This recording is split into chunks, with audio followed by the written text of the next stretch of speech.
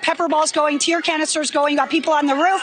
Okay, so right now things are escalating as we're watching this. This vehicle's coming out. People are blocking this vehicle from leaving. Border Patrol and BORTAC and ICE ERO are taking matters into their own hands. They are going hands-on with some of these individuals. They are taking them into custody. Can you get up on the roof? We got a guy with pepper balls up on the roof. They're shooting down into the crowd. This is getting really, really heated. You got a lot of tear gas and a lot of pepper balls being sprayed right now in this area. This vehicle just made its way free. You can hear everyone shouting. Obviously, you have tear canisters on the ground.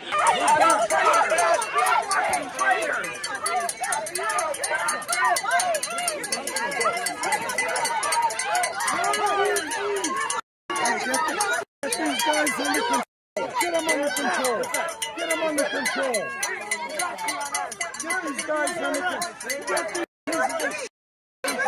The scenes coming out of the ongoing protests at this ICE facility in Chicago are disturbing, disgusting, completely unsurprising, though, at the same time, given how we've seen the Trump administration respond to protest movements in the past, in addition to the brutality protesters were subjected to in LA just months ago, just to name one example.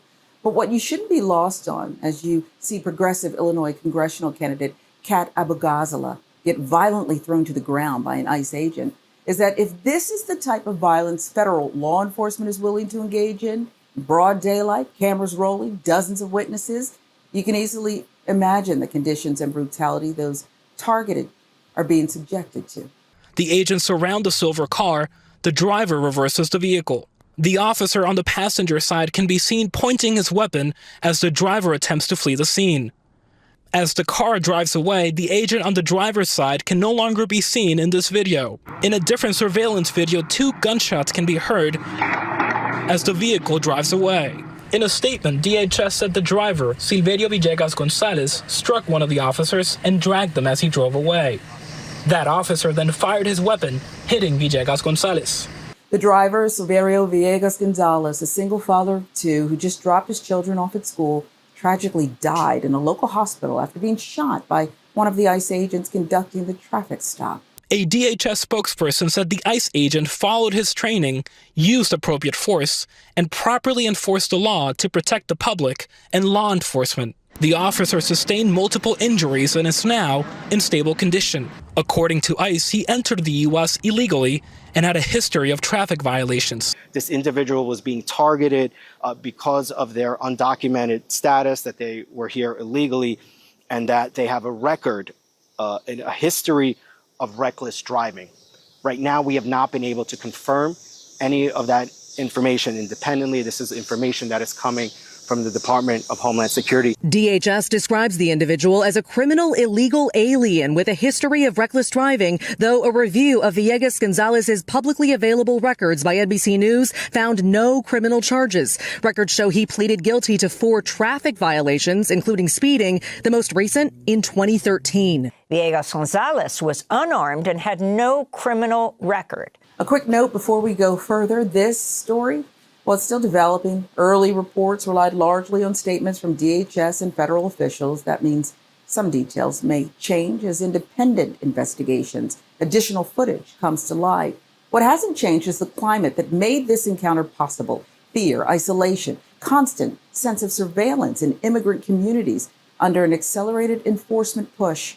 Illinois leaders are already demanding transparency and a full accounting of what happened, emphasizing that a traffic stop should never turn into a death sentence while parents are dropping off kids at school. ICE is saying that the agent had been dragged for a long distance. The footage shows that it was less than 100 feet. The footage also shows that there was an unmarked SUV that barricaded Silverio. I mean, the point is, ICE stopped a man right after he dropped off his child at school because he's brown, because maybe he looked like he worked a minimum wage job, and then shot him to death. Now is also the perfect time to mention that according to reporting from the Chicago Sun-Times, following orders from the Trump administration, ICE discontinued a pilot program that required their agents to wear body cameras, which in this situation would give us the crucial evidence we need to debunk the narrative coming from the government. He had full custody of these children. These children were left orphans because of ICE and the action they took that morning. There are agents who can do whatever they want and they don't have to abide by any enforcement and accountability. I think in order for people to feel like justice has been served, we need to know what exactly happened, the protocols, what training or lack of these agents had, how many agents were there. I think it's really important because people are asking themselves, if Silverio could get shot, what will happen to me? I think it's really important for us to understand $150 billion were just inserted into this organization, into this terror organization that would be as big as the 5th largest army in the world. They have no guardrails. There are no controls. They can do what they want. People, the family of Silverio, are asking, who is investigating what happened to him? What will justice look like? And there's no guardrails.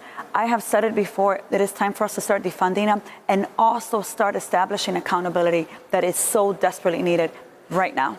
So here's where we are tonight, with no body cam footage, multiple agencies involved. Accountability is even harder to secure, and advocates warn that DHS agents can already be more difficult to hold to account than local police. Add in a surge-style approach to immigration enforcement, critics fear incidents like this will multiply unless there's independent oversight, clear rules of engagement, and real transparency. It's not abstract. It's about whether families like Silverio Villegas-Gonzalez's get answers, whether communities can trust that the truth will be documented, not disputed. This is still unfolding, and of course, it's something we'll keep watching as facts are confirmed.